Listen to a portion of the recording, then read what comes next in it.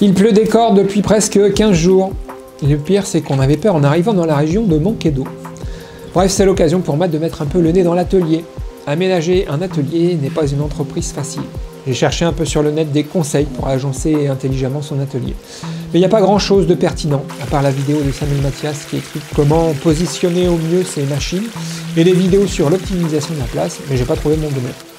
Ce que je retiens de mes recherches et de ma petite expérience de bricoleur, c'est que l'atelier est une pièce qui évolue beaucoup en fonction de notre propre progression. Il faut donc se résigner et admettre que notre agencement va changer. C'est dans cette optique que je réfléchis l'aménagement de ma cave. Alors, il y a quelques temps, j'ai entrepris de refaire le sol de cette cave avec les pierres qui traînaient sur le terrain. J'ai mis un lien dans la description. Comme vous pouvez le voir, il n'y a rien de droit, le sol penche avec un angle assez conséquent, les murs sont très irréguliers, voire bruts de roche, et pour finir, le plafond est un enchevêtrement de câbles et de gaines. Vous allez me dire, mais pourquoi tu as choisi cette cave pour faire ton atelier? Il y a peut-être une méthode pour choisir la meilleure pièce pour faire son atelier. En tout cas, si vous la connaissez, dites-le moi dans les commentaires, ça m'intéresse. En fait, je crois plutôt qu'on n'a pas vraiment le choix.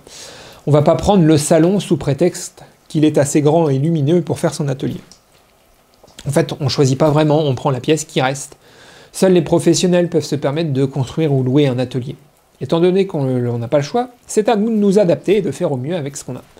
Pour ma part, j'ai une cave dont le sol n'est pas horizontal et dont les murs sont faits de pierres recouvertes d'enduit qui s'effritent. Mon point de départ pour cet atelier n'est pas vraiment facile, mais quand je serai bien aménagé, je crois que je serai heureux de voir cette belle roche en bricolant. Dans un premier essai, j'ai réinstallé les meubles que j'avais dans mon atelier normand de 50 m² en ligne dans le centre de la pièce.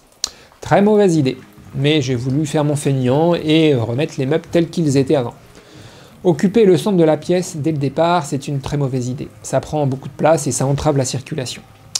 Il faut, je pense, chercher à occuper le plus possible les murs et sur toute la hauteur. Les premiers murs les plus intéressants à exploiter dans mon cas, ce sont ceux de la largeur. La cave fait approximativement 20 m² et le mur du fond en roche me semble difficilement exploitable car il ruisselle d'eau par temps de pluie. Peut-être que je pourrais quand même y faire pousser des champignons. Pour agencer au mieux un atelier dans ce genre de pièce, pour moi la première étape c'est de créer des cloisons d'aplomb et de niveau. C'est sur cette structure qu'il sera plus facile d'installer des meubles et des machines. Regardez un peu le genre d'aménagement que l'on voit souvent dans les ateliers. Des étagères fixées directement sur le mur. Ce genre de conception sera très difficile à faire évoluer. Pour revenir à notre cloison, j'ai préféré utiliser des chevrons en 6x4 pour créer la structure porteuse. On pourrait faire la même chose avec des rails de placo-plâtre, mais je trouve beaucoup plus simple d'utiliser le bois. Dans l'avenir, je pourrais visser directement dans les montants en bois. J'ai choisi de ne pas recouvrir ma structure de plaques d'OSB ou autre pour le moment. Je veux pouvoir accéder facilement derrière la structure pour y faire passer des câbles électriques, des canalisations en tout genre et pourquoi pas aussi le réseau d'aspiration.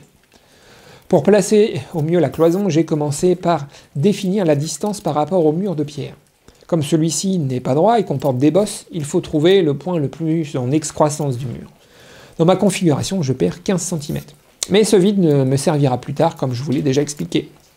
Une fois la distance du mur déterminée, j'ai commencé par visser le long d'un règle le haut des chevrons, car j'avais à ma disposition les poutres du plancher sur lesquelles je pouvais me fixer. Les chevrons étaient découpés à de différentes longueurs, étant donné que mon sol penche. En gros, je veux que les pieds de mes chevrons reposent sur le sol, et je laisse un peu de marge en haut pour les placer plus facilement.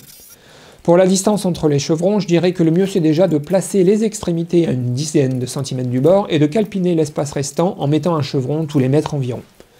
Les chevrons verticaux vont servir de support pour d'autres chevrons horizontaux qui, eux, serviront de support pour les meubles qui m'ont suivi lors du déménagement.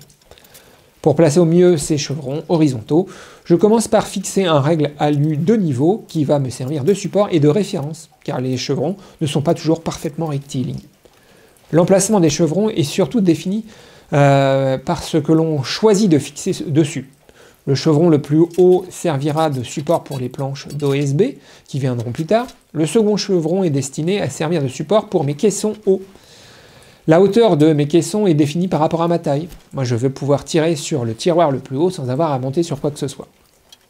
Une fois que tous les chevrons sont fixés en position haute, je visse une traverse horizontale dans le bas. La position de ce chevron va définir la hauteur du bas de mes caissons et servira aussi de support à ceux-ci. Entre le point haut de la pièce et le point bas, il y a presque 10 cm de pente. Ça sera donc très difficile de caler mes caissons avec des pieds réglables. La position des autres chevrons viendra quand j'aurai placé les meubles. Cette structure de chevrons croisés va me rendre l'installation de mes meubles beaucoup plus facile. À ce stade, les chevrons ne sont vissés que par le haut dans les poutres du plancher. Il faut rendre maintenant cet ensemble solidaire du mur. Et là, je me débrouille pour trouver une pierre assez grosse dans laquelle je vais pouvoir visser une équerre métallique. L'important, c'est de bien fixer les extrémités et d'avoir au moins une équerre dans le centre de la cloison pour éliminer toute flexibilité de l'ensemble. Quand ma structure est bien en place, je prépare les supports des caissons bas. Je préfère réaliser une sorte de table déjà de niveau plutôt que de chercher à caler mes meubles. Cette table est faite avec un second chevron de même taille que celui du bas, relié à celui-ci par des traverses. Une fois assemblé, je cale l'ensemble de niveaux et je réalise des pieds aussi dans des chutes. Les pieds sont pigés sur place, c'est-à-dire que c'est en les plaçant que j'obtiens leur cote, ce qui me permet de réaliser des mi-bois à la pendulaire pour servir d'appui à la table. Quand la table est prête, il ne reste plus qu'à servir les caissons. J'aimerais vous proposer une série de vidéos sur les premiers pas en bricolage. Et donc, je ne vais pas m'étendre sur la réalisation des caissons dans cette vidéo.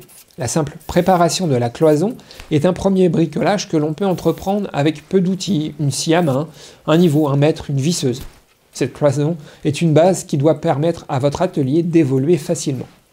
Une fois les caissons bas en place, je pose les plans de travail, puis j'utilise ces caissons pour m'aider à fixer les caissons hauts. C'est sûr que c'est toujours plus facile à deux pour ce genre d'opération. Mais à force de se débrouiller seul, on finit par trouver des combines. Ici, la troisième main qui me manque, c'est mon genou. Je l'utilise pour maintenir le caisson pendant que je le visse dans le chevron. Une fois vissé, je place un nouveau chevron sous l'ensemble des caissons de façon que celui-ci serve de support et soulage la tension sur les vis. De cette façon, le poids des meubles sera mieux réparti. Vous verrez un peu plus loin dans la vidéo que je finirai par changer le sens de ce chevron pour utiliser une autre méthode. Les caissons sont solidarisés ensemble avec des vis spéciales dont le lien est dans la description. Les caissons bas seront aussi fixés à la structure porteuse avec des tire-fonds. Alors je perce dans les trous qui servaient à la fiction des pieds réglables. Mais comme je vous le disais, avec un salaud qui penche autant, pas question d'utiliser ce genre de pied. Quand les caissons sont fixés, je remets en place mes tiroirs et je teste si je peux les claquer, entre guillemets, pour voir si l'ensemble reste bien fixe. Je trouve que ma cloison a encore une certaine flexibilité, que je corrigerai plus tard avec une autre équerre dans le mur. Je vous rappelle que cette installation est provisoire, je veux juste replacer mes meubles pour avoir un support pour bricoler et ranger mes outils. Pour celui qui débute en bricolage et qui n'a quasiment rien comme outillage, je crois que l'idée d'installer un petit atelier avec des caissons style cuisine Ikea prend tout son sens. Finalement, mon installation ressemble beaucoup à une cuisine Ikea. En un peu plus solide, je vous l'accorde, mais pas moins cher. Bref, pour finir mon installation provisoire, je vais quand même visser une plaque d'OSB entre les caissons hauts et les caissons bas afin d'avoir un support pour mettre deux prises de courant et éviter que mes outils ne tombent derrière les meubles. Vous pouvez voir que l'opération de déligner une grande plaque d'OSB n'est pas si simple quand on n'est pas bien installé et que l'on n'a que quelques outils portatifs pas très adaptés. On finit toujours par y arriver, mais à quel prix? Les conditions de travail sont mauvaises, pas d'aspiration des poussières, la plaque d'OSB n'est pas fixée au meuble, je passe un temps fou à positionner correctement mon règle, pour finalement obtenir une coupe pas très précise. Voilà encore un bon sujet de vidéo, je trouve. Bref, une fois coupée, je peux la visser contre mes chevrons et pour soulager les caissons hauts, je finis par replacer un tasseau dessous. Voilà, je m'arrête ici pour cette vidéo, j'espère que ça éclaire un peu la lanterne des débutants en bricolage. Pour résumer cette vidéo, en quelques conseils, je dirais choisissez, tant que faire se peut, une pièce pour faire votre atelier. Choisissez un mur idéalement dans le sens de la largeur que vous équiperez d'une cloison en bois pour servir de support à des meubles ou des machines, derrière lesquelles vous pourrez faire passer différents réseaux comme l'électricité et l'aspiration. Si ça vous a plu, vous connaissez le rituel, un petit pouce en l'air, ça mange pas de pain. Un commentaire si vous avez des questions et un café sur Tipeee pour m'aider à continuer. À bientôt.